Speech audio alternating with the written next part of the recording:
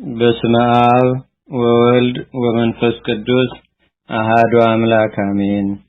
አንድ አምላክ በሚሆን በአብ በወልድ በመንፈስ ቅዱስ ስም በማመን መጋቢት በባተ በ12 ቀን የሚነበብ ኃያልና ክቡር የሚሆን የመላእክት አለቃ የቅዱስ ሚካኤል ድርሳን ይህ ነው። ይህ ድርሳን የአንጾኪያ ሀገር ሊቀ ጳጳሳት አባ ዮሐንስ የመላእክት አለቃ ስለሚሆን ስለ ቅዱስ ሚካኤል ክብርና ገናንነት ሰውንም ስለመውደዱ ንዕድ ክብርት ስለምትሆን ስለ ሰንበትም የደረሰው ነው።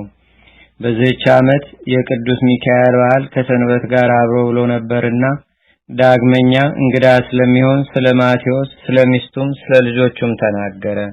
እነሱም የመላእክት አለቃ በሚሆን በቅዱስ ሚካኤል ጸሎትና ልመና መጋቢት በባተ በ12 ቀን በዓሉን ያከብሩ ዘንድ የመላእክት አለቃ በሚሆን በቅዱስ ሚካኤል ቤተክርስቲያን በእግዚአብሔር አብ ፍቅር አንድነት ሕዝቡ ተሰብስበው ሳለ በእግዚአብሔር እንዳመኑ ይህ ድርሳን ይናገራል።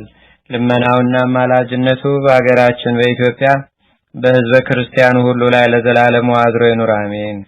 ምእመናን ወንድሞቼ ሆይ የዚህን በዓል አንድነት የተናገረ ንዑድ ክቡር የሚሆን የዳዊትን የምስጋና ቃል ስሙ። ዛሬም በፍጹም ደስታ ስሙ። ዛሬም በፍጹም ደስታ ደስ እያለው የእግዚአብሔር መልእክተኛ በአደባባያቸው ይከታተማል፣ የሚፈሩትንም ያድናቸዋል እያለ በከፍታ ቃል አሰምቶ ሲናገር ሰሙ። ወዳጆቼ ሆይ ዛሬ እነዚህ ሁለት በዓላቶች የመላእክት አለቃ የሚሆን የቅዱስ ሚካኤል በዓልና የጌታችንና የአምላካችን የመድኃኒታችን የኢየሱስ ክርስቶስ ንዕድ ክብርት የምትሆን የትንሣኤው መታሰቢያ እሑድ የተባለች ሰንበት ናት። እነሆ ታላቅ ጸጥታ አየው፣ የሚሰነካከልንም ጸብ ክርክር አልነበረም። ነገር ግን እናንተ ሁላችሁ የምነግራችሁ ትምህርቴን ትሰሙ ዘንድ ተዘጋጁ። ይህንን ነገር የምትሰሙ እናንተም አምናችሁ ቀጥሎ ያለውን አድምጡ። 100 ቅንጣት የሚሰጥ አለ፣ 60 ቅንጣት የሚሰጥ አለ፣ 30 ቅንጣት የሚሰጥም አለ። በእውነት ዋጋውን የሚሰጥ ከኛ ሩቅ እንዳልሆነ ታውቁ ዘንድ የሕያው እግዚአብሔር ልጅ ጌታችንና አምላካችን መድኃኒታችን ኢየሱስ ክርስቶስ ሕይወትን በተመላ አንደበቱ በእኔ ስም አምነው 2 እና 3 ነው ከተሰበሰቡበት ከዚያ እኔ በመካከላቸው እገኛለሁ ብሎ ተናግሯልና። እንግዲህ ፈጣሪያችን ከኛ ጋር ከሆነ ገናና የሚሆን መዘምር ዳዊት በታላቅ ደስታ እግዚአብሔር በአራቱ ማዕዘን ንጉሥ ነው፣ እግዚአብሔር በአሕዛብ ሁሉ ላይ ነግሷልና ነቅታችሁ ተግታችሁ አመስግኑ ያለውን እንቀበል እንመን። ወዳጆቼ ሆይ ዛሬ የመድኃኒታችን የኢየሱስ ክርስቶስ በዓል እንደሆነች እወቁ። ይህችውም ክርስቲያን የሚያርፍባት ሰንበት ናት። አስቀድመን እግዚአብሔርን ልናከብረው ልናመሰግነው ይገባናል። ሁልጊዜ ለዘላለሙ ኃያል ክቡር መባል በእውነት ይገባዋልና። ከዚህም በኋላ የመላእክት አለቃ የሚሆን የቅዱስ ሚካኤልን ክብሩን ገናንነቱን እንናገር። በማቴዎስ ወንጌል መልአክ ሴቶችን እናንተስ አትፍሩ፣ የተሰቀለውን ኢየሱስን እንድትሹ አውቃለሁና ከዚህ ግን የለም ተነስቷል ብሎ ለደቀ መዛሙርቱ እንደነገራቸው አልሰማችሁም? ምን አላቸው? የመልአኩን ፊት እንደ መብረቅ የሚያበራ ልብሱም እንደ በረዶ ነጭ ነው። ይኸውም አስቀድማችሁ እንደሰማችሁት በሰማይ ከሚኖሩ ከኃያላን ሰራዊት ወገን የሚሆን የመላእክት አለቃ ቅዱስ ሚካኤል ነው። ወዳጆቼ ሆይ እንግዲህ ዛሬ በዓሉን እናድርግ፣ ጌታችን በመካከላችን ተገኝቷልና። የመላእክት ሰራዊትም ሁሉ የቅዱስ ሚካኤልንና የቅዱስ ገብርኤልን በዓል ያከብራሉ። ሁልጊዜ ስለ ሰው ልጆች ከእግዚአብሔር ዘንድ ምሕረትን ይለምናሉና እግዚአብሔርም የሰውን ልጆች ኃጢአታቸውን ይቅር ይላቸዋል። የመላእክት አለቃ የሚሆን ቅዱስ ሚካኤል ከቅዱሳን ወገን አብሮት የሌለ ማን ነው? ከእግዚአብሔር እየታዘዘ የክብርን አክሊል ይቀዳጅ ዘንድ ያለ አጽናናው ማን ነው? ወዳጆቼ ሆይ የመላእክት አለቃ የሚሆን ቅዱስ ሚካኤል በጎ ስራን ከሚሰሩ ሰዎች በፍጹም ልቦናቸው ወደ እግዚአብሔር ከሚቀርቡ ሰዎች ዘንድ እንዲኖር ያድናቸው ይረዳቸውም ዘንድ ስለ እሳቸው ወደ እግዚአብሔር እንዲለምን ልታውቁ ብትወዱስ በእግዚአብሔር ኃይልና የመላእክት አለቃ በሚሆን በቅዱስ ሚካኤል ጸሎት ስለሚያምኑ ሰዎች የሆነውን የተነገረውን ይህን ታላቅ ተአምር ነግራችሁ ዘንድ ስሙ። የቆሎኒያ አውራጃ ሰዎች ወገን የሚሆን ስሙ ቂሶን የሚባል አስቀድሞ እምነት የሌለው ፍጹም ባለጸጋ የሆነ አንድ ሰው ነበረ። እርሱም ሩቅ መንገድ መሄድን የሚያዘወትር እግዚአብሔርን የሚያውቅ መሰግልና ጣዖትም ያመልክ ነበር። እንዲህ ሆኖ በስንፍና ሲኖር እግዚአብሔር ሊያድነው በወደደ ጊዜ በመርከብ ተሳፍሮ ሲሄድ ቆሎኒያ ወደምትባል ሀገር ደረሰ። የዚያች ሀገር ሰዎች ግን እግዚአብሔርን ያመልኩት ነበር። ከዚያችም ሀገር የደረሰው በህዳር 11 ቀን ነው። በዚያችም ቀን ቀትር በሆነ ጊዜ ይኸው ቂሶን የመላእክት አለቃ በሚሆን በቅዱስ ሚካኤል ቤተክርስቲያን ፊት ለፊት አልፎ ወደ ገበያ ሄደና ነጋዴያን ምዕመናን ለቤተክርስቲያን የሚገባውን አልባሳቱን መብራቱን ሲያዘጋጁ አይቶ ፈጽሞ አደነቀ። የሥራቸውንም ፍጻሜ እስኪያይ ድረስ በእግዚአብሔር ፈቃድ በዚያ ቆየም። ከመሸም በኋላ በዚያ ቦታ ተሰብስበው የሰርክ ጸሎት የሚያደርጉትን ሰዎች ተመለከተ። ያማረ የተወደደ የሚሆን ያቀረቡትንም ምስጋና ሁሉ አደመጠ።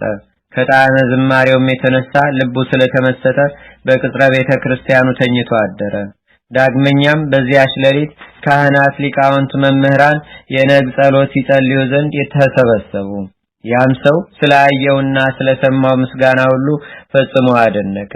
ዳግመኛም በነጋ ጊዜ ሄዶ በዚያች ሀገር ከሚኖሩ ሰዎች ወገን የሚሆኑ ሁለት ወንዶች ክርስቲያኖች ጋር ተገናኘና ወንድሞቼ ሆይ በዚህች ሀገር ውስጥ ብዙ ደስታና ምስጋና ሲሰማ ያደርኩ ስለምንድን ነው ብሎ ጠየቃቸው። እነርሱም ዛሬ ህዳር 12 ቀን የመላእክት አለቃ የቅዱስ ሚካኤል በዓል ስለሆነ እናከብራለን። እርሱ ስለኛ ፈጽሞ ይቅር ይለን ዘንድ ኃጢአታችንንም ያስተሰርይልን ዘንድ ከክፉም ነገር ሁሉ ያድነን ዘንድ እግዚአብሔርን ይለምንልናልና አሉት። ያም ሰው መልሶ ከእርሱ ጋር አነጋገር ዘንድ እለምነውም ዘንድ ከክፉ መከራ ሁሉ ያድነን ዘንድ ወዴት አለ አላቸው። እነርሱም መልሰው ፈጽመህ እንደኛ ክርስቲያን እስክትሆን ድረስ ዛሬ ታየው ዘንድ አይቻልም። ክርስቲያን ብትሆን ግን የምትለምነው የምታየው ባለሟሉን ብቻ ሳይሆን ጌታውን ኢየሱስ ክርስቶስንም ታየዋለህ እንጂ ከጌትነቱም የተነሳ ታደንቃለህ። እርሱም ከክፉ ነገር ሁሉ ያድነሃል አሉት።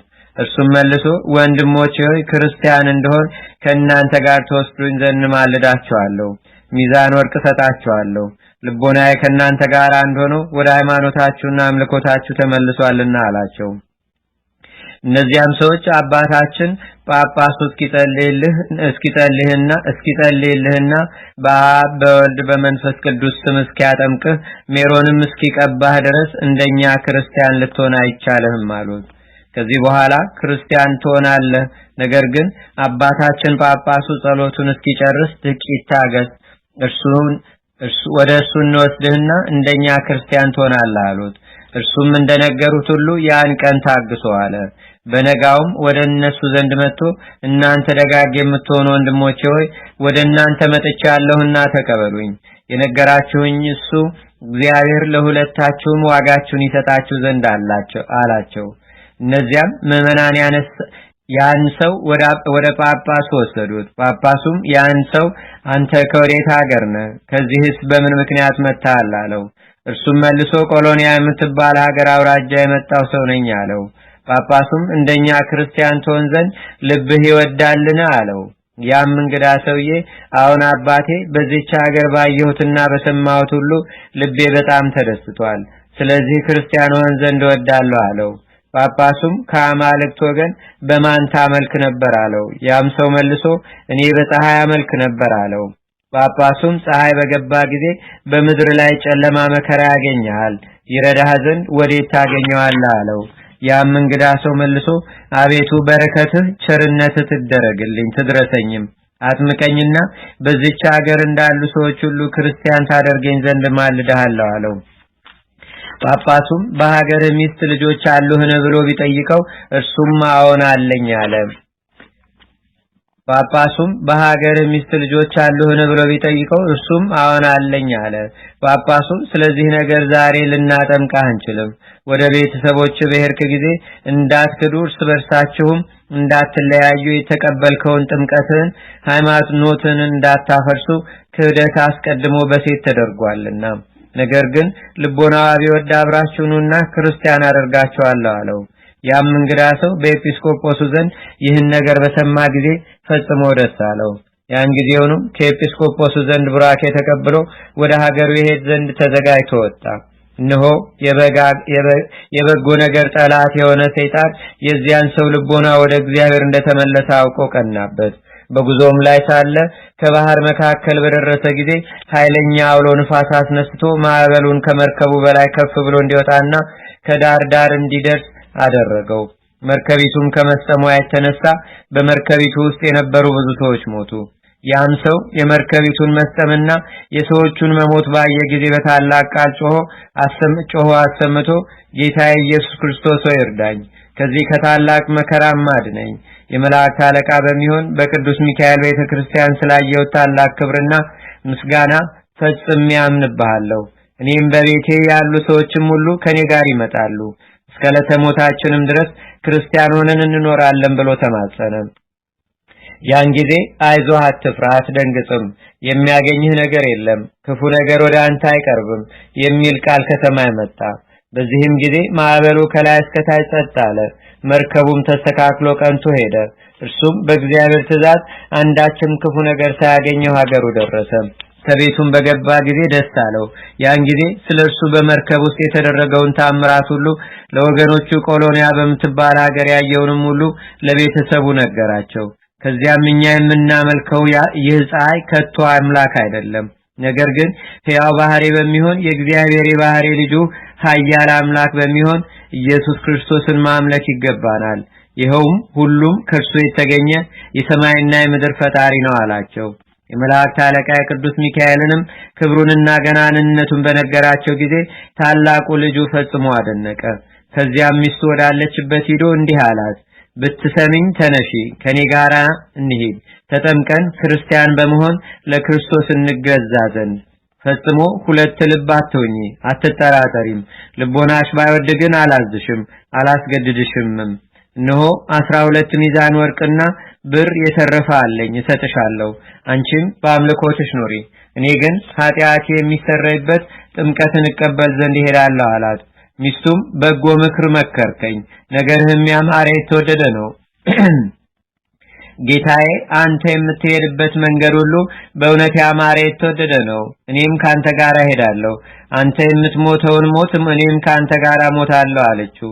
ሁሉም እርስ በርሳቸው በዚህ ተስማምተው ለመሄድ በመርከብ ተሳፈሩ። እግዚአብሔርም በቸርነቱና በረድኤቱ መርቶ ቆሎንያ ወደምትባል ሀገር አደረሳቸው። ከዚያም በደረሱ ጊዜ አስቀድሞ ወዳገኛቸው ሁለት ሰዎች ዘንድ ሄደው ሰላምታ ከሰጧቸው በኋላ ክርስቲያን የሆኑ ዘንድ እንደመጡ ነገሯቸው። እነዚያም ሰዎች አክብረው ተቀብለው ወደ ጳጳስ ወሰዷቸውና ያስቀድሞ የመጣ ሰው እነሆ ከሚስቱ ከልጆቹና ከቤተሰቦቹም ጋር ክርስቲያን ይሆን ዘንድ መጥቷል አሉት። ጳጳሱም የነፍሳቸውን ደህንነት ስላገኙ በጣም ደስ አለው። ወደ ጳጳሱም በቀረቡ ጊዜ በእውነት ክርስቲያን ልትሆኑ ትወዳላችሁን አላቸው። እነሱም መልሰው በትህትና ቃል አባታችን ሆይ ክብርት በምትሆን ጸሎትህ የእግዚአብሔር ፈቃዱ ቢሆን አዎን እንወዳለን አሉት። ያን ጊዜ ጳጳሱ የመላእክት አለቃ በሚሆን በቅዱስ ሚካኤል ቤተክርስቲያን ሥርዓተ ጥምቀቱን ካዘጋጀ በኋላ ያን ሰው ሚስቱንና ልጆቹን ቤተሰቦቹንም የሃይማኖት ትምህርት አስተምሮ አንድ አምላክ በሚሆን በአብ በወልድ በመንፈስ ቅዱስ ስም አጠመቃቸው። የዚያ ሰው የቀደመ ስሙ ቂሶን ይባል ነበርና ስሙን ለውጦ ማቴዎስ አለው። ሚስቱንም ሄራኒ አላት። አራቱንም ልጆቹን በጥምቀት ስም ሰየማቸው። ታላቁን የመጀመሪያውን ዮሐንስ፣ ሁለተኛውንም እስጢፋኖስ፣ ሶስተኛውንም ዮሴፍ፣ አራተኛውንም ዳንኤል ብሎ ሰየማቸው። ከዚህ በኋላ መስዋዕት አዘጋጅቶ ቁርባን ሰርቶ የጌታችንና የአምላካችን የመድኃኒታችን የኢየሱስ ክርስቶስን ቅዱስ ሥጋውን ክቡር ደሙን አቀበላቸው፣ አቆረባቸው። ከተጠመቁም በኋላ የቀናች የጸናች ሃይማኖትን እያስተማራቸው ከጳጳሱ ዘንድ አንድ ወር ተቀመጡ። ማቴዎስም የተባለ የእንግዳ ሰው ከደስታው ብዛት የተነሳ ያለውን ሁሉ ወርቅና ብር ነፍሱ በምትድን ገንዘብ ስለዳነች የመላእክት አለቃ ለሚሆን ለቅዱስ ሚካኤል ቤተክርስቲያን ሰጠ። ከዚህ በኋላ ሁሉም ከጳጳሱ ቡራኬ ተቀብለው ወደ ሀገራቸው ተመልሰው ሄዱ። የሀገሩ ታላላቅ ሹማምንትና ባላባቶችም በታላቅ ክብር ሸኟቸው። የመላእክት አለቃ ቅዱስ ሚካኤል እየመራቸው በእግዚአብሔር ፈቃድ ወደ ሀገራቸው ተመልሰው ከገቡም በኋላ ለዘመዶቻቸው ታላቅ በዓልን አደረጉ። የዕለት ጉርስ የዓመት ልብስ ለሌላቸው ለነዳያን፣ ለምስኪናን፣ ለባልቴቶች፣ ድሃ አደጎችም ለሆኑ ልጆች ቤት የሚሰራ ዘር የሚዘራ ባል ለሌላቸው ሴቶችም ሕዝቡ ፈጽመው እስኪያደንቁ ድረስ ምጽዋትን መጸወቱ። ስማቸውን በሰው ሁሉ ዘንድ ያማረ የተወደደ የጣፈጠ ሆነ። የበጎ ስራቸውን ዝና በየሀገሩ ሁሉ ተሰማ። ከሁለት ወርም በኋላ በ11 ሰዓት በመጨረሻ የመጣ የተመረጠ ያማቴዎስ የተባለ እንግዳ ሰው ባረፈ። በሰማይም ፍጹም ዋጋውን ከጧት እስከ ማታ ሲሰሩ ከዋሉት ጋራ የመላእክት አለቃ በሚሆን በቅዱስ ሚካኤል ጸሎትና ልመና ዋጋውን እኩል አገኘ። ልጆቹም ከእናታቸው ጋር ሆነው አባታቸው በሕይወት ሳለ ይሰራው ከነበረው በጎ ስራ ይልቅ አብዝተው ሰሩ። ዲያብሎስና ሰራዊቱ ግን እነዚህን ቅዱሳን የሚሰሩትን ቸርነትና በጎ ስራ ባዩ ጊዜ ለክፋት አልታገሱም። በጠላትነት ተነስተው ሀገረ ገዡን አስነስተው ታላቅ ጥል ያጣሏቸው ጀመሩ። በእነርሱ ላይ በጠላትነት አስነሱባቸው። በግፍ ገንዘባቸውን አዘረፏቸው፣ ሀብታቸውንም በዘበዟቸው። ዮሐንስ ግን እናቱንና ወንድሞቹን እንዲህ አላቸው፣ እነሆ እነዚህ ሰዎች አባታችን ከሞተ ጀምሮ ፈጽመው ስቃይ ሲያጠኑብን እናያቸዋለን። ተነሱ፣ ይህችን ሀገር ለቀን ወደ ሌላ ንጉስ እንሄድ፣ በዚያም እንኖር። ከአንዱ ሀገር አስወጥተው ቢሰዷችሁ ወደ ሌላው ሀገር ሽሹ የሚል ጽሑፍ በወንጌል ተጽፏልና። አሁንም እነሆ ከሀገራችን አስወጥተው ሰደዱን፣ ፈጽመውም መከራንም አጸኑብን። ዳሩ ግን የእግዚአብሔር ፈቃዱ ይሆንልን አላቸው። ከዚህም በኋላ ሰው ሳያቸው በስውር ተነስተው ገንዘባቸውን ይዘው ወደ ሌላ ንጉስ ሄዱ። በዚያም ሲኖሩ የመላእክት አለቃ የቅዱስ ሚካኤል ጌታ ረዳቱነን እያሉ ቀድሞ ያደርጉት ከነበረው አብልጠው መመጽወት ጀመሩ። ሰይጣን ግን አልታገሰም። ንዑዳን ክቡራን የሚሆኑ እነዚህን ሰዎች በሃይማኖት ጸንተው በጎ ስራ ሲሰሩ ምጽዋት ሲመጸውቱ ባያቸው ጊዜ ታወከ እንጂ የመላእክት አለቃ ቅዱስ ሚካኤል እንዲያሳፍረው አላወቀምና እንደ አንበሳ ያጋሳ ያናፋም ጀመር። ከጥቂት ቀንም በኋላ ሀገር የሚጠብቁ ዘበኞች ሴሎም ወደሚባል ባለጸጋ ቤት ሄደው ቤቱን ሰብረው ብዙ ገንዘብ ወሰዱበት። ባለጸጋውም ሄዶ ያችን ሀገር ለሚገዛ ለሀገረ ገዡ አቤት ብሎ ነገረው። ሀገረ ገዡም ፈልጓቸው ብሎ አዘዘና ወታደሮቹ ሀገር ጠባቂዎቹን ያዟቸው። ስለዚህ የዚያን ባለጸጋ ገንዘብ ያሳዩአቸው ዘንድ ደብድበው አሰሯቸው። እነሆ ያ ሰይጣን በሽማግሌ ሰው ተመስሎ የሴሎምን ገንዘብ የሰረቀውን ሰው እኔ አውቀዋለሁ እያለ ሀገር ለሀገር ይዞር ጀመር። በዚህ ዘመን የመጡ እነዚህ 4 ስደተኞች ጎልማሶች ከቤቱ ገብተው ገንዘቡን እንደሰረቁ አይቻቸዋለሁ። ከሀገራቸውም ሳሉ ስራቸው ይህ እንደነበረ እኔ ፈጽሜ ያውቃለሁ። ሀገራቸውን በነበሩ ጊዜ ስለዚህ ነገር ከሀገራቸው አስወጥተው ሰደዷቸው እያለ ጮኸ። የሀገሩም ሰዎች ይህንን በሰሙ ጊዜ ለሹሙ ነገሩት። ያን ጊዜ በሹሙ ትእዛዝ ይዘው በራስ ጠጉራቸው እየጎተቱ ያለ ርህራሄ ከሹሙ ዘንድ አደረሷቸው። እናታቸውም በኋላቸው እየሄደች እያለቀሰች ልጆች ሆይ አይዟችሁ፣ አትደንግጡ፣ እግዚአብሔር ሊያድናችሁ ይችላል። የምታምኑበት የመላእክት አለቃ የቅዱስ ሚካኤል ጸሎትም ከክፉ ሁሉ ሊያድናችሁ እንደሚችል አውቃለሁ። በእናንተ ላይ ሐሰት ተናግረውባችኋልና እያለች ታረጋጋቸው ነበር። ይህንንም ስትናገር የእግዚአብሔር ባለሟሎች አትፍሩ፣ እኔ አልተዋችሁም፣ ችላ አልላችሁም፣ ለዘላለምም ምን ክፉ ነገር አያገኛችሁም። ከክፉ ነገር ሁሉ የምጠብቃችሁ እኔ ሚካኤል ነኝና አሁንም ከሹሙ ፊት ቁሙ የሚል ቃል እነሆ ከሰማይ መጣ። እነሆ የመላእክት አለቃ ቅዱስ ሚካኤልም የንጉሱ መልእክተኛ መስሎ ከሩቅ ሲመጣ ሹሙ ባየው ጊዜ ከወንበሩ ተነስቶ በፍርድ አደባባይ ተቀምጦ ያን ፍርድ ይሰማ ዘንድ ጋበዘውና በፍርድ ሸንጎ ተቀመጠ። ያም ሹም እነዚያን ብላቴኖች አቅርቧቸው ብሎ አዘዘና በቀረቡ ጊዜ እናንተ የሴሎምን ገንዘብ ፈጥናችሁ አምጡ፣ ከፍተኛ ፍርድ ሳይፈረድባችሁ በፊት ስጡት አላቸው። እነሱም መልሰው በዚህ ሥራ እንዳልገባንበትና እንዳልተባበርንበት የክርስቲያን አምላክ የሚሆን ሕያው ባህሪ እግዚአብሔር ንዑድ ክቡር የሚሆን የመላእክት አለቃ ቅዱስ ሚካኤልም ያውቅልናል አሉት። የመላእክት አለቃ ቅዱስ ሚካኤልም ሹሙን እንዲህ አለው፣ መስፍን ሆይ በእውነት ገንዘቡ የሚገኝበትን ምክንያትን ያውቃለሁ። የእነዚህን ጎልማሶች ታናሽ ወንድማቸውን ይዛችሁ እኒህን ሰዎች ካመጧቸው ሀገር ጠባቂዎች ቤት አስገቡትና የሴሎም ገንዘብ በጌታዬ በኢየሱስ ክርስቶስ ስም ይገለጽ ብሎ ይጩ። ስለዚህ ምክንያት እናገኛለን፣ እግዚአብሔርም ያን ጊዜ እውነተኛውን ነገር ይገልጽልናል አለው። ከዚህ በኋላ ሹሙ የመላእክት አለቃ ቅዱስ ሚካኤል እንዳዘዘው ታናሽ ወንድማቸውን አምጥተው ከጠባቂዎች ቤት ያስገቡት ዘንድ አዘዘና ያ ብላቴና በጌታዬ በኢየሱስ ክርስቶስ ስም የመላእክት አለቃ በሚሆን በቅዱስ ሚካኤል ጸሎት የሴሎም ገንዘብ ይገለጽ ብሎ ጮኸ።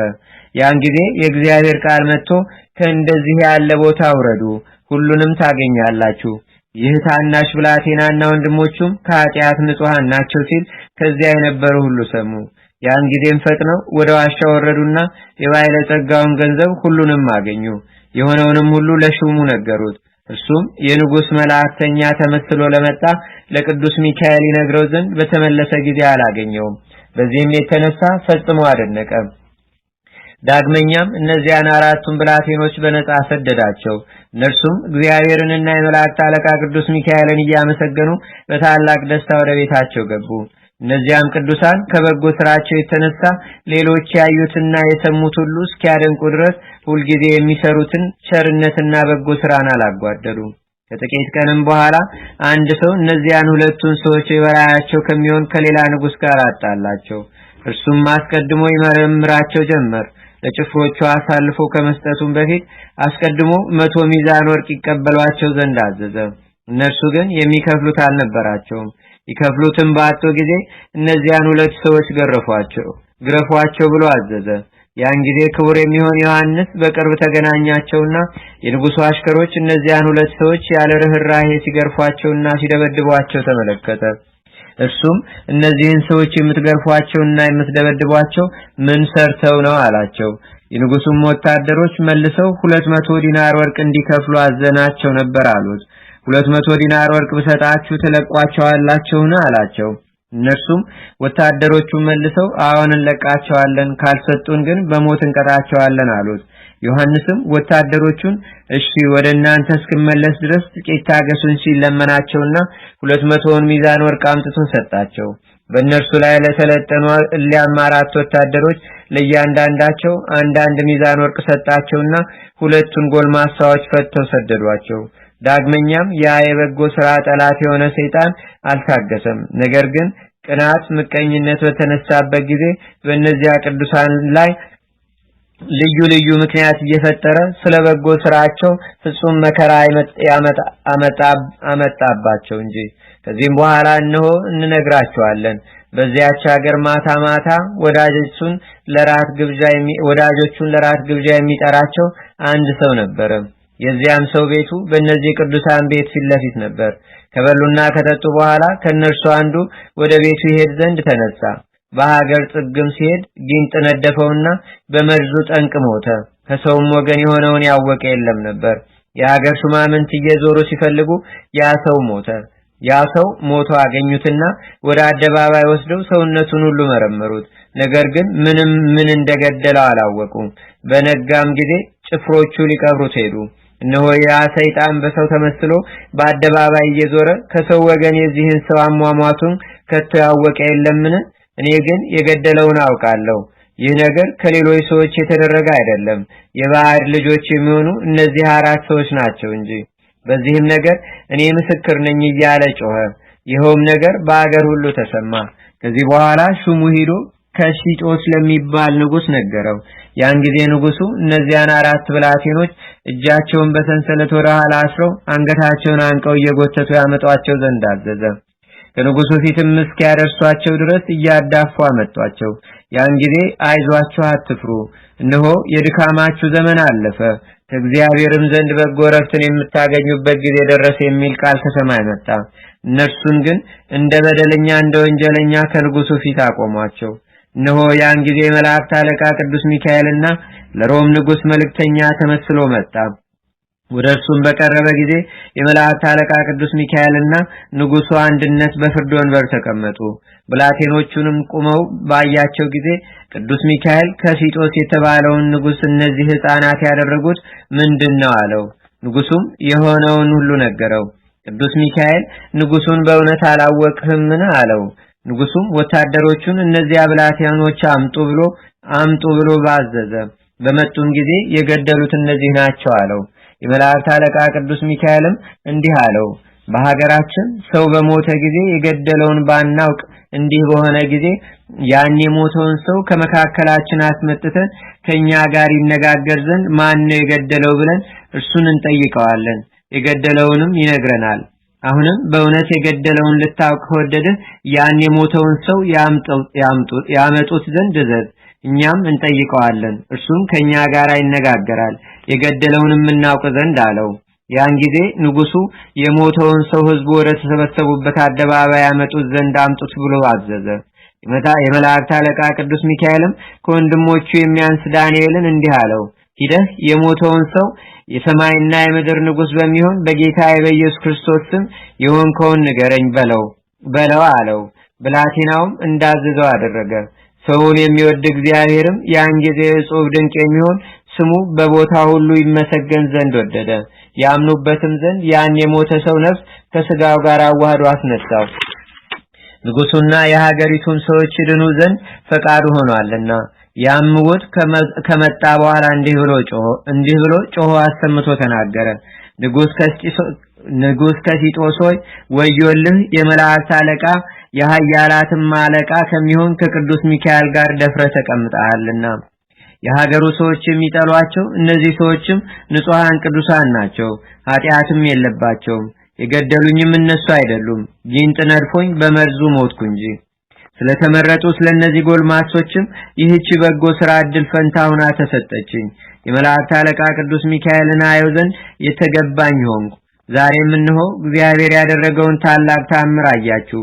አሁንም በፍጹም ልቦናችሁ ወደ እርሱ ተመለሱ፣ የልባችሁንም ክፋት ከእናንተ አርቁ። ኃላፊ ጠፊ የሚሆን የዚህንም ዓለም ፍቅር ከእናንተ አስወግዱ። ነፍስ የሌላቸው ምውታን ጣዖትን ማምለክን ከእናንተ አስወግዱ። የቀደመ ኃጢአታችሁንም እግዚአብሔር ያስተሰርይላችሁ ዘንድ ለኔም ይህች ጸጋ ክብር ተሰጠችኝ። በእነዚህ ቅዱሳን ምክንያትም የመላእክት አለቃ ቅዱስ ሚካኤልንም ለማየት በቅቻለሁና ብሎ ተናገረ። ያን ጊዜም የመላእክት አለቃ ቅዱስ ሚካኤል በፍጹም ክብር ወደ ሰማይ አረገ። ሕዝቡም ሁሉ ንጉሱም ወደ ሰማይ ሲያርግ አዩት። የሞተውንም ሰው ነፍስ ከእርሱ ጋር ይዞ ሲሄድ ንጉሱና ከዚያ የነበሩ ሕዝቡም ሁሉ ይህን ታላቅ ተአምር ባዩ ጊዜ ፈጽመው ፈሩ። ከብዙ ሰዓት በኋላ በተመለከተው ተአምር ንጉሱ አእምሮው ጠፍቶ ነበርና ልቡ ከፍርሃት ተመለሰ። ንጉሱም ተነስቶ የዮሐንስን አፉን ሳመው። ከሳመውም በኋላ አንተና ወንድሞችህ እኔ ወደምገዛት ወደዚህች ሀገር የገባችሁባት ሰዓት የተባረከችና የተመሰገነች ሰዓት ናት። አሁንም የምታምኑበትን የምትድኑበትን ፈጣሪያችሁን ትነግሩን ዘንድ እንጠይቃችኋለን አለ። ዮሐንስም እኛስ የሕያው ባህሪ የእግዚአብሔር ባህሪ ልጅ በሚሆን በጌታችንና በአምላካችን በመድኃኒታችን በኢየሱስ ክርስቶስ እናምናለን ባለው ጊዜ ንጉሱም ሕዝቡም ሁሉ ሕያው ባህሪ ኢየሱስ ክርስቶስ በእውነት የባህሪ አምላክ ነው እያሉ አሰምተው ተናገሩ። ያለ እርሱም አምላክ የለም አሉ። ዮሐንስም ንጉሱን እንዲህ አለው፣ ፈጥነህ ተነስተህ ወደ ሮም ንጉስ ወደ ቆስጠንጢኖስ መልእክትን ላክ። የሆነውንም ሁሉ ንገረው፣ አስረዳውም። በሀገሩ ካሉ ኤጲስቆጶሳት አንዱን ይልክልህ ዘንድ ለምነው፣ በአብ በወልድ በመንፈስ ቅዱስም ስም ያጠምቃችሁ ዘንድ አለው። ያን ጊዜ ንጉሱ ከሲጦስ የመልእክት ደብዳቤ አጽፎ የሁሉ ንጉስ የሚሆን የኢየሱስ ክርስቶስ አገልጋይ ባለሟል ወደሚሆን ወደ ቆስጠንጢኖስ እንዲህ ሲል ላከልህ። ሰላም ላንተ ይሁን።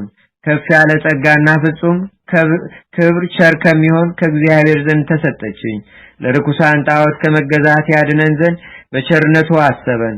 ስለ ፍጹም ክብሩ ስፍር ቁጥር ስለሌለው ቸርነቱና ልመናው ንዑድ ክቡር ስለሚሆን ስለ መላእክት አለቃ ስለ ቅዱስ ሚካኤል በዓይኔ አየውም ዘንድ ዝግጁ አደረገኝ። ከእርሱም ጋር እናገር ዘንድ እድል ገጠመኝ። ምውቱንም ከሞተ በኋላ አስነስቶ ከኔ ጋር ቃል ለቃል እንድናገር አደረገ። ከዚህም በኋላ ሕዝቡም እኔም በፍጹም ክብር ወደ ሰማይ ሲያርጋየ ነው።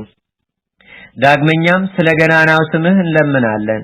አንተ በምትገዛው ሀገር ካሉ ኤጲስቆጶሳት አንዱን ልከህልን የቀናች የጸናች ሃይማኖትን ያስተምረን ዘንድ በእውቀቱና በትምህርቱ ብርሃን ያበራልን ዘንድ ወደ እግዚአብሔር መርታ የምታደርሰን የጽድቅ መንገድንም የምትሆን የወንጌልን ትምህርት አስተምሮ የጥምቀት ልጅነትን ይሰጠን ዘንድ አማኒ ጻድቅ ስለሚሆን ስለ ንጉስ ደህንነት ይህንን ብታደርግልን የዓለም ሁሉ ንጉስ የሚሆንና ከሃሊነቱ የባህሪ ከሚሆን ከጌታችን ከአምላካችን ከመድኃኒታችን ከኢየሱስ ክርስቶስ ዘንድ የሕይወት ዘውድን ትቀዳጃለህ፣ መንግስተ ሰማያትንም ታገኛለህ አለው። ንጉስ ቆስጠንጢኖስም ያችን የመልእክት መጽሐፍ በታላቅ ደስታ ተቀብሎ አነበባት። ባነበባትም ጊዜ ስለተደረገው ተአምራት ፈጽሞ አደነቀ፣ እግዚአብሔርንም አመሰገነው። ከዚህ በኋላ የኤፌሶን ሊቀ ጳጳሳት ወደሚሆን ወደ ዮሐንስ ሕዝቡ አንድ ሆነው በተሰበሰቡበት አደባባይ የሕያው እግዚአብሔር የባህሪ ልጅ የጌታችንና የአምላካችን የመድኃኒታችን የኢየሱስ ክርስቶስን ክቡር ደሙን ቅዱስ ሥጋውን የያዙ እጆች ንዑዳን ክቡራት ናቸው። እነሆ ከእግዚአብሔር ዘንድ ታላቅ ደስታ ተደረገልን የሚል ደብዳቤ በአስቸኳይ ጽፎ ላከ። እነሆ መልእክተኞችም ከኛ ዘንድ መጥተዋል። ደስ እንድትሰኝና ደስታ በደስታ ላይ እንድትጨምር እናውቃለን። ድካምን ገንዘብ ታደርግ ዘንድ እንወዳለን። በፍጹም ልቦናህም ልታዘጋጅልን እንፈልጋለን። ድካምህ በከንቱ እንዳትቀር ታውቃለህና ክርስቶስ ለሰው ብሎ መከራን እንደተቀበለ አንተም ለሰው ብለህ ድካምን ትቀበላለህና በፈቃድህ ታዘዝ።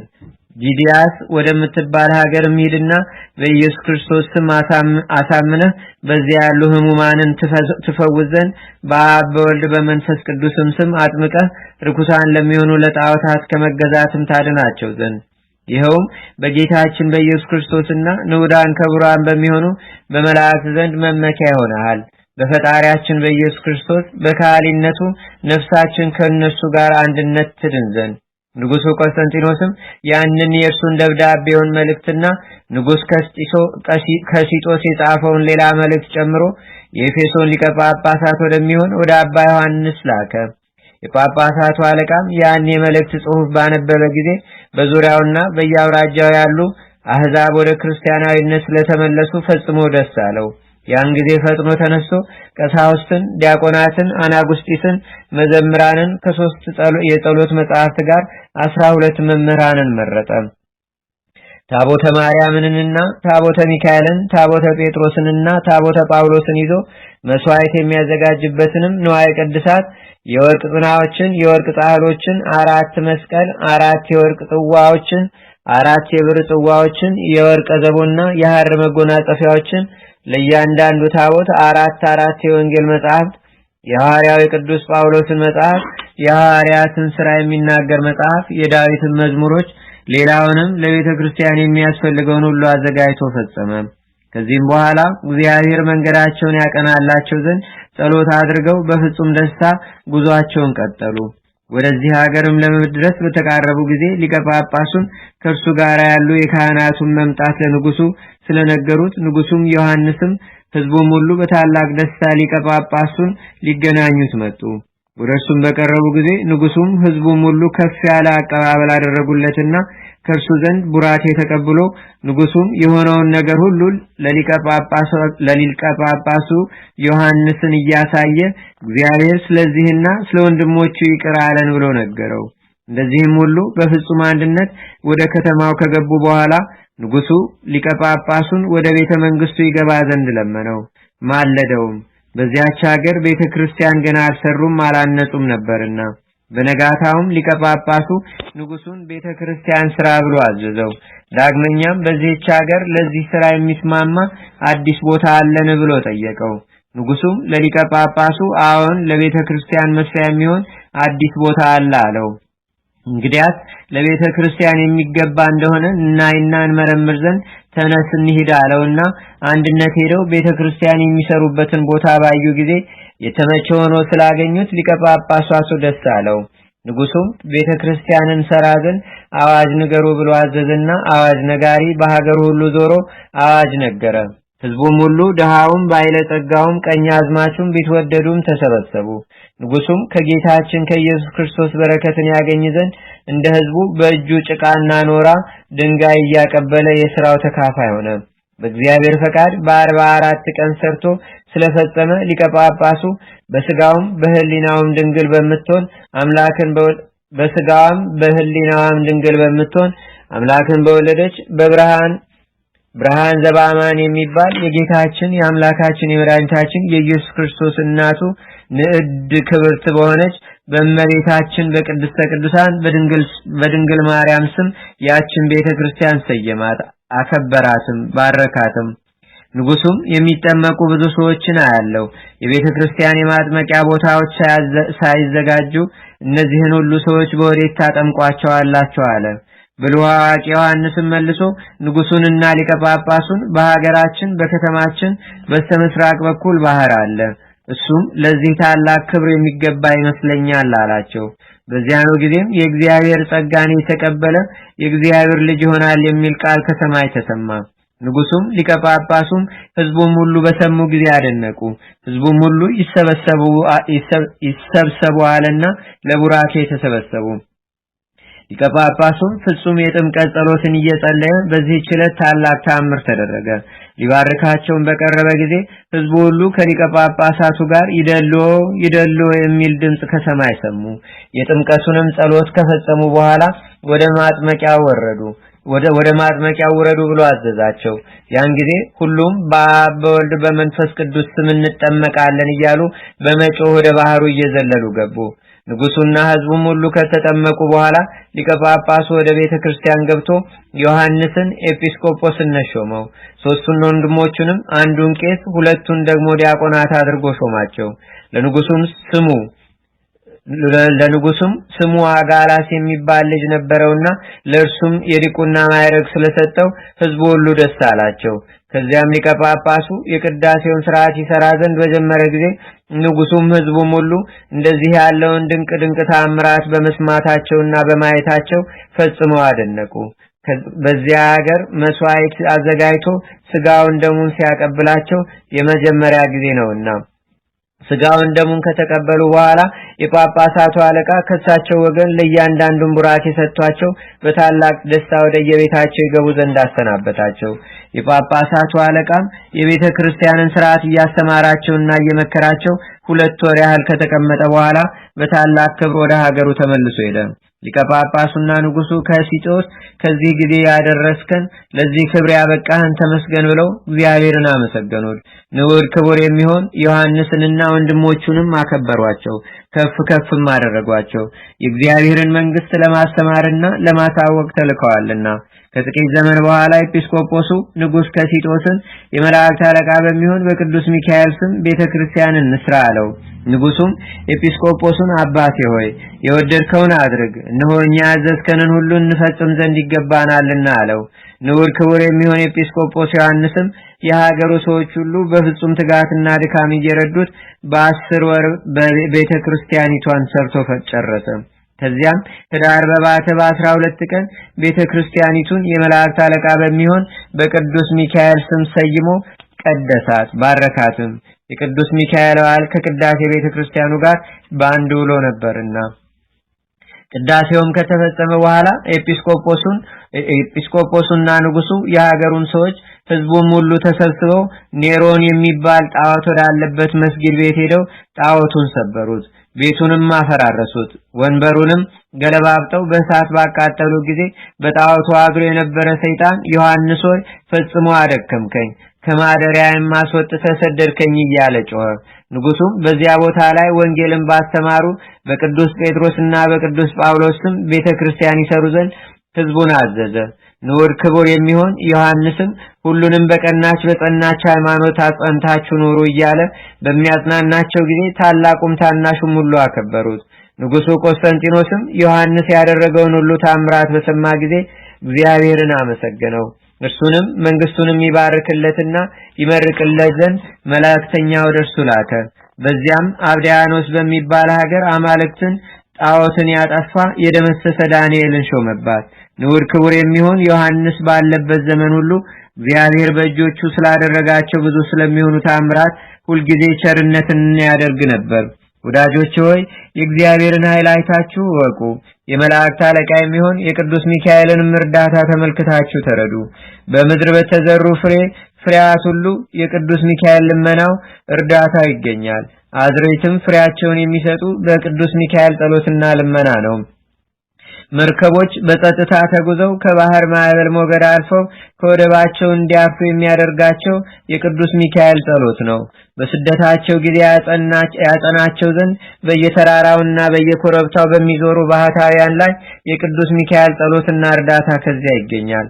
መነኮሳት በተሰበሰቡበት የእግዚአብሔርን ፍቅር አንድነት በመካከላቸው ይኖር ዘንድ የመላእክት አለቃ የሚሆን የቅዱስ ሚካኤል ጸሎትና እርዳታው ከዚያ ይገኛል። ኤጲስቆጶሳት ቀሳውስትና ዲያቆናት በሚጸልዩበት ማዕደ ጸሎት ላይ የቅዱስ ሚካኤል በረከቱ ከዚያ ይገኛል።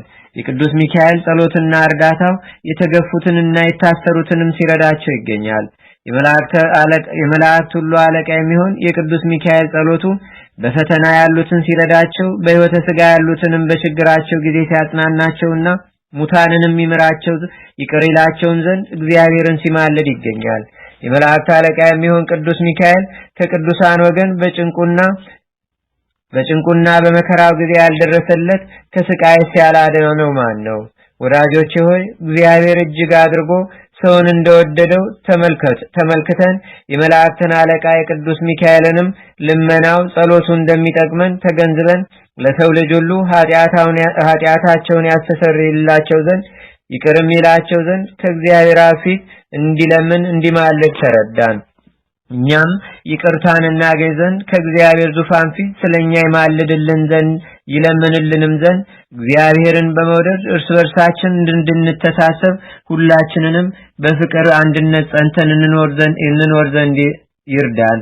በአንደበታችን ሐሰትን ከመናገር እንቆጠብ፣ እርሷ የክፋት መዝገብ ናትና። ኃጢአት፣ ዝሙት በእግዚአብሔርና በመላእክት ዘንድ የተናቀች የተዋረደችም ናት፣ ለነፍስም የሞት ወጥመድ ናት። ቅናት፣ ምቀኝነት በሰይጣን ዘንድ የተወደደች ናት፣ በእግዚአብሔርና በመላእክቶቹ ዘንድ ግን የተጠላች ናት። ንዑዳን ክቡራን የሚሆኑ ክርስቲያንንም የሚጠላ ሁሉ ጥፋትን የሚወድ የሰይጣን ወገን ነው። አሁንም ወንድሞቼ ሆይ ርኩስ የሚሆን ስራን ከኛ እናርቅና ኃጢአት፣ ነውር፣ ነቀፋ ሳይኖርብን በቀናች በጸናች መንገድ እንሄድ። ከሆነ ጀምሮ በወግ በስርዓት በሕግ መጋባት ሰውን የሚያረክሰው አይደለም። ስለዚህም 170 ቃላትን ከእግዚአብሔር ጋር የተነጋገረ ሙሴን አብነት አድርጎ ለሙሴ ሚስት ልጆችም ነበሩትና ይህም ለበጎ ስራው እንቅፋት መሰናከል እንዳልሆነውና ፈጽሞ ቃሉን ይጸናለት እንደነበረ ወቁ ተረዱም። ይህም የብሉይ ቃል ምስክርነቱ በቂ ማስረጃ ነው። ነገሩንም እንፈጽም ዘንድ ዛሬ የመላእክት አለቃ የሚሆን የቅዱስ ሚካኤል የበዓሉን መታሰቢያ ስናደርግ እንገኛለን። ይህ በዓል ነዳያን ምስኪናን ተርበው ተጠምተው ሳለ ችላ በማለት ብቻውን ደስ ተሰኝቶ እየበላ እየጠጣ የሚያከብረውን አይፈቅድምና ይህ በዓል ድሃ ከደጅ ወድቆ በውርጭና በብርድ ሲሰቃይ የክብር ልብስ ለብሶ የሚያከብረውን ባለጸጋ አይፈልግም። ይህ በዓል ድሃ ራቁቱን ከደጅ ከውርጭ ላይ ተኝቶ ሳለ በቪላ ቤቶች ውስጥ ተድላ ደስታ በማድረግ የሚያከብረውን ሰው አይፈልግም። ይህ በዓል ድሃ በእስር ቤት ሲጉላላ በመብል በመጠጥ እየተደሰተ የሚያከብረውን አይሻም። ይህ በዓል ድሃ ታሞ የሚጎበኘው የሚጠይቀው አጥቶ ሳለ ማን ድሃውን ችላ ይለው ዘንድ አይወድም። እነዚህንም ትእዛዛት የሚናገሩ በወንጌል ተጽፎ ይገኛሉ። ዛሬም ወንድሞቼ ሆይ በቅን ልቡና ሆነን የመላእክት አለቃ ቅዱስ ሚካኤልን እንለምነው።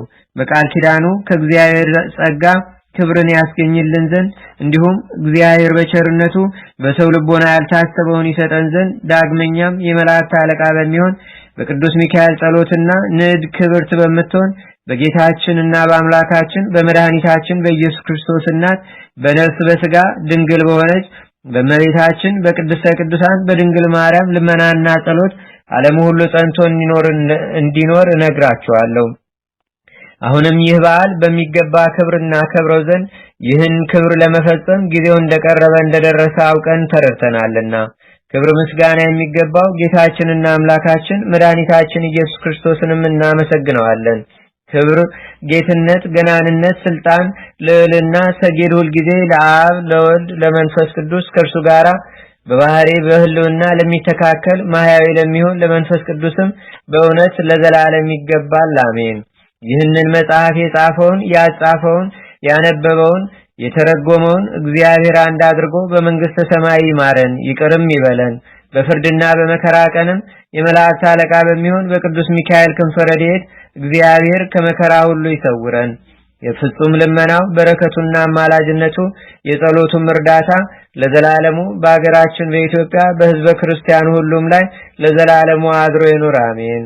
የመላእክት አለቃ የሚሆን የአብ የምክሩ አበጋዝ ነጸብራቀ እሳት ከአፉ የሚወጣ ያማረ የጣፈጠ ድምፀ ቃና ከአንደበቱ የሚሰማ ድንቅ የሚሆን ልመናው ምልጃው በጨለማ ከሚሄድ ልዩ ወገን ከቀትር ጋኔን በስውር ከሚሮጥ ከሚወረወር ከሚሰነዘር ከሰይጣን ተንኮልም ሁሉ ለዘላለሙ ይህን መጽሐፍ የሰማነው ሁላችንንም ይሰውረን። ይሰውረን ይጠብቀን ለዘላለሙ። ንዑድ ክቡር የሚሆን የመላእክት አለቃ ቅዱስ ሚካኤል ያደረገው ተአምር ይህ ነው። በአንዲት ሀገር ቅዱስ ሚካኤልን የምትወድ ገንዘቧ እጅግ የበዛ በገንዘብ የከበረች አንዲት ባለጠጋ ሴት እንደነበረች ተነገረ። በየወሩ በታላቅ ደስታ ዝክሩን ትዘክር ነበር። በመትካትም ለነዳያን ለምስኪናን በጎ ስራ ትሰራ ነበር። በቅዱስ ሚካኤል ስም የተራቡትን በማብላት የተጠሙትን በማጠጣት የታረዙትንም በማልበስ ያዘኑትንም በማረጋጋትና ይህን ሁሉ በመሰለው በጎ ተግባር በመስራት ትኖር ነበር። በሃይማኖት ጸንታ ይህንን ስታደርግ ሳለች ታላቅ ደዌ የሚሆን ቁስለ ሥጋ ይዟት መላ አካሏ ሁሉ አበጠና ተነፋ። መነሳት ተሳናት። ሰውነቷም በሙሉ በእሳት እንደተቃጠለ ሆነ። መድኃኒት ወደሚያውቁ መልእክት ላከችና ያን ጊዜ ፈጥነው ወደ እርሷ እንደደረሱ ደዌዋን ሁሉ ነገረቻቸው።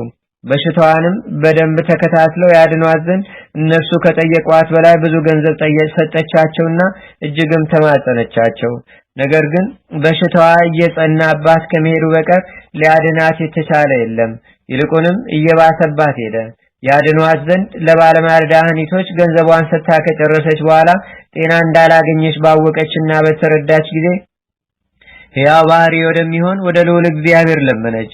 ዓይኖቿንም ወደ ሰማይ አቅንታ የመላእክት አለቃ የይቅርታና የምሕረት መልእክተኛ የምትሆን ጌታዬ ቅዱስ ሚካኤል ሆይ ከዚህ ጽኑ ደዌ ታድነኝ ዘንድ እለምንሃለሁ። ለቤተ ክርስቲያንህም 12 ወቄት ወርቅ እሰጥሃለሁ። በየወሩም በ12 ቀን ዝክርህን አደርጋለሁ እያለች በታላቅ ቃል እየጮኸች ተማጸነች። ከዚህም በኋላ ዘመዶቿንና ቤተሰቦቿን አስጠርታ የመላእክት አለቃ የሚሆን የቅዱስ ሚካኤልን ስዕል አምጡልኝ፣ ወደ እግዚአብሔር ለምንበት እማጸንበትም ዘንድ አለቻቸውና ያን ጊዜ በሰሌዳ የተሳለ የቅዱስ ሚካኤልን ስዕል አመጡላት። ያን ጊዜም ፈጥና ተነስታ በቁርጥ ሐሳብ የቅዱስ ሚካኤልን ጸሎት አምና ተቀብላ አቀፈችው፣ ሳመችውም። እየሰገደችም የመላእክት አለቃ የሚሆን ቅዱስ ሚካኤል ሆይ እርዳኝ፣ ከዚህ ጽኑ ደዌ ፈጽመህ አድነኝ። ዓለሙን ሁሉ እንደ እንቁላል እንደ ጽና በመሃል እጁ በያዘ በእግዚአብሔር ፊት የምትቆም ስለ አዳም ልጆችም የምትለምን የምትማልድ አንተ ነህና የኔን የገረድህን ኃጢአትም እግዚአብሔር ይቅር ይለኝ ዘንድ ከዚህም ጽኑ ደዌ ያድነኝ ዘንድ የምትለምን የምትማልድ አንተ ነህና የመላእክት አለቃ ቅዱስ ሚካኤል ሆይ ከዚህ ደዌ ፈጽመህ ብታድነኝ ይቅርታህና የምህረትህ ነጠብጣብህን ቢያርፍብኝ በፍጹም ልመና በፍጹም ምልጃ እኔ ገረድህ የዳንኩም ብሆን ዝክርህን አላሳጉልም እያለች ፍጹም መሪር በሆነ ልቅሶ እንባዋን አብዝታ በማፍሰስ ይህንን ተናገረች። ከዚህ በኋላ ወደ ስዕል ቤቷ አስገባችውና በቅዱስ ሚካኤል ስዕል ፊት መብራት አብርታ እየተማጸነች ሳለች እንቅልፍ መጣባትና ከቅዱስ ሚካኤል ስዕል በታች ተኛች። በዚያች ሌሊትም በጽኑ ደዌ ተይዛ ስትጨነቅ ሳለ እነሆ የይቅርታ መልእክተኛ የመላእክት አለቃ ቅዱስ ሚካኤል ተገልጾ ታያት። እርሷም ወዳለችበት ቤት በገባ ጊዜ ብርሃኑ ቤቱን ስለመላው ልክ እንደ ቀን ፀሐይ ሆነ። ከራሷ በኩልም ቆሞ ደረቷን ጎኗን በዳበሳት ጊዜ ከእንቅልፏ ነቅታ ተነሳች። ባየችውም ጊዜ ደንግጣ እንደሞተ ሰው ሆነች። ሴቲቱ በጣም ደክማ ነበርና ከዚህ አስቀድሞም ራእይ ተገልጾላት አያውቅም ነበርና እርሱ ግን እጁን ዘርግቶ አነሳት፣ ፍርሃቷንም አስወግዶላት ዳሰሳትና ማለዳ ተነስተሽ በመብራቱ ቀንዲል ያለውን ዘይት ወስደሽ መላ አካልሽን ተቀቢውና በጥሩ ውሃ ተጠመቂ፣ ጥቂትም ውሃ ጨምረሽ ፈጥነሽ ጠጪው፣ ከዚህ ደዌሽ ፈጽመሽ ትድኛለሽ አላት። ነገር ግን አስቀድመሽ አደርጋለሁ ብለሽ የተሳልሽውን ብጻትሽን እንዳትዘነጊ በማለት አስጠነቀቃት። በነጋም ጊዜ ከእንቅልፏ ነቃችና ተነስታ የእግዚአብሔር መልአክ ቅዱስ ሚካኤል እንዳዘዛት ስላደረገች እንደ ውሃ ነጠብጣብ እጅ የሚመስል ፈሳሽ ነገር ከሰውነቷ ስለወጣ ያን ጊዜውኑ ፈጥና ዳነች። ከዚህም በኋላ እሰጣለሁ ብላ የተሳለችውን 12 ወቄት ወርቅ ለቤተ ክርስቲያኑ ሰጠች። ከዚያም ጊዜ ጀምሮ ባለ ዘመኗ ሁሉ የመላእክት አለቃ የሚሆን የቅዱስ ሚካኤል ዝክር ማድረግ አላጓደለችም። በየወሩም በዓሉን ከማክበር አላቋረጠችም። በታላቅ ቃልም እግዚአብሔርን ከዚህ ያደረስከኝ ከደዌ የፈወስከኝ ብላ በፍጹም ልቦና እያመሰገነች የመላእክት አለቃ የሚሆን የቅዱስ ሚካኤልንም ገናና የሚሆን ተአምራቱን እየነገረች የመላእክት አለቃ በሚሆን በቅዱስ ሚካኤል ጸሎትና ልመና አርፋ መንግስተ ሰማያት እስክትገባ ድረስ በበጎ ስራ እንደጸናች ኖረች። እኛንም በልመናው ያመን የጥምቀት ልጆች ሁላችንንም ያድነን፣ አደራም ይቀበለን። የበደል ዋይ እንዳያጠወልገን በክንፈ ጥላው ይሰውረን። ገሃነመ እሳትም እንዳያቃጥለን በጸሎቱ ጋሻ ይከልለን። የጠላት ፍላጻ ጦር እንዳይወጋንም በቸርነቱ ይጠብቀን። ሞት ኃጢአት እንዳያገኘን ከደዌ ስጋችን ከደዌ ነፍሳችን ያድነን ዘንድ በየቀኑ በየሰዓቱ ይጎበኘንም ዘንድ ዘመን ያመጣ ሐዘን እንዳያሳዝነን በዓሉን ለማክበር የተሰበሰብን ሁላችንን ከመፍገምገም ከመውደቅ ይደግፈን። ይልቁንም አገራችንን ኢትዮጵያን ሕዝበ ክርስቲያኑን ሁሉ ለዘላለሙ ይጠብቀን። በእውነት ያለ ሐሰት ይሁን ይደረግልን። በአብ ስም አምነን አብን ወላዲ ብለን፣ በወልድ ስም አምነን ወልድን ተወላዲ ብለን፣ በመንፈስ ቅዱስ ስም አምነን መንፈስ ቅዱስን ሰራጺ ብለን ምንም ላጠይቁ አካላት ሶስት ብንል በባህሪ በህልውና አንድ አምላክ ብለን አምነን መጋቢት በባተ በ12 ቀን የመላእክት አለቃ ንዑድ ክቡር የሚሆን የቅዱስ ሚካኤል በዓል መታሰቢያ እንደሆነ እንናገራለን። በዚህች ቀን እስራኤልን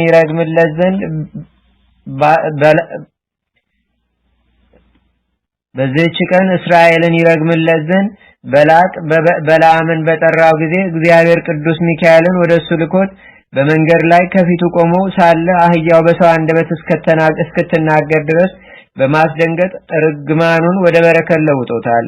በጥምቀት ከመንፈስ ቅዱስ የተወለድን ሁላችንንም የመላእክት አለቃ በሚሆን በቅዱስ ሚካኤል ጸሎት እግዚአብሔር ለዘላለሙ ይጠብቀን በእውነት ያለ ሐሰት።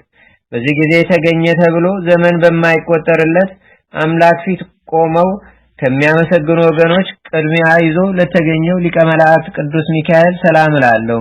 እንዲሁም ሌሎች አይተው ይፈሩ ዘንድ የእግዚአብሔር አገልጋይ የሚሆን የቅዱስ ሚካኤል ተልኮውን በሚያፋጥን ዲያቆን አምሳል የነፍሳችንን ጠላት አፋጥኖ ያጥፋልን። የቅዱስ ሚካኤል ረድኤትና በረከቱ በአገራችን በኢትዮጵያ በሕዝበ ክርስቲያኑ ሁሉ ላይ ለዘላለሙ አድሮ ይኑር፣ አሜን።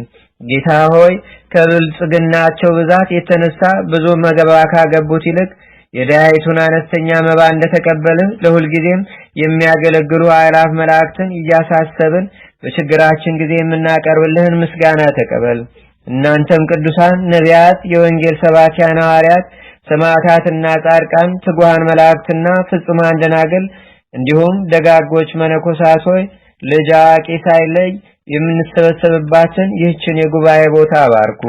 ይህን መጽሐፍ ወረቀት አዘጋጅቶ ብራና ደምጦ የጻፈውንና ያጻፈውንም ከግዕዝ ወደ አማርኛ የተረጎመውንም ቃለ ንባቡንም በእርጋታ መንፈስና በተመስጦ ሕሊና ያዳመጠውንም በደለኛና ሁሉን የምታስምር የጌታችንና የአምላካችን የመድኃኒታችን የኢየሱስ ክርስቶስ እናቱ በምትሆን በእመቤታችን በቅድስተ ቅዱሳን በድንግል ማርያም ጸሎት ጌታችንና አምላካችን መድኃኒታችን ኢየሱስ ክርስቶስ በአንድነት ሁላችንን ሕዝበ ክርስቲያን ሁሉ ይማረን ለዘላለሙ አሜን። አቡነ ዘበሰማያት